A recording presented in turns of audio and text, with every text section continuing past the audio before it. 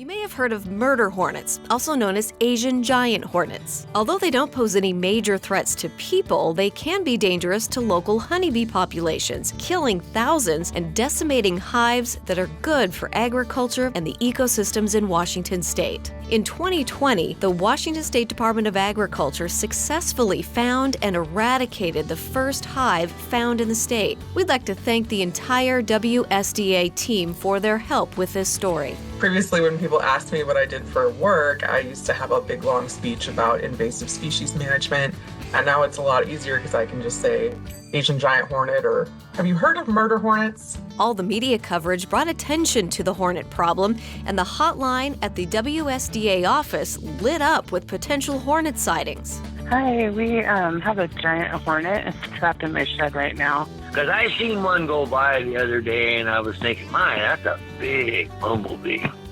Then I got to thinking later on, that's not a bumblebee. It's got that orange color. We got a lot of interesting suggestions from the public. We had folks suggesting we tie little napalm bombs to any hornets that we caught who could take it back to their nest and detonate the nest. I have a lariat. I could throw a rope around one of them's neck and drag it in with my horse.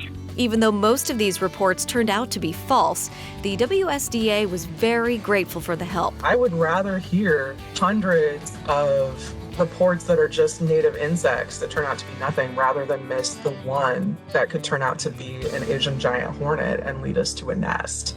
All the support and information from the public, combined with the traps that were set, eventually brought the team some Asian giant hornet specimens. Using trackers attached to the hornets, they were able to find the first nest. I was the one standing under the opening when it was found, and it was very gratifying that all of the hard work had finally paid off. The team then wrapped the tree, vacuumed out some of the hornets, and took the tree back to the lab at Washington State University to open up the nest. They had a nice cold room that we could keep locked, which turned out to be a good thing because it was full of hornets once we opened it up. I forget exactly how much stuff was in there. I mean, I think there was 500 specimens in there. We didn't expect to see so many living hornets, and so I think our calm plans kind of went out the window as we found ourselves in this mad rush to ensure that hornets didn't just fly all over the place. Granted, they were cold and they weren't moving very fast, and we doused them with carbon dioxide, but you don't want to take chances. It's really impressive to see the work that our team was doing, and to see them finally find the nest was really wonderful.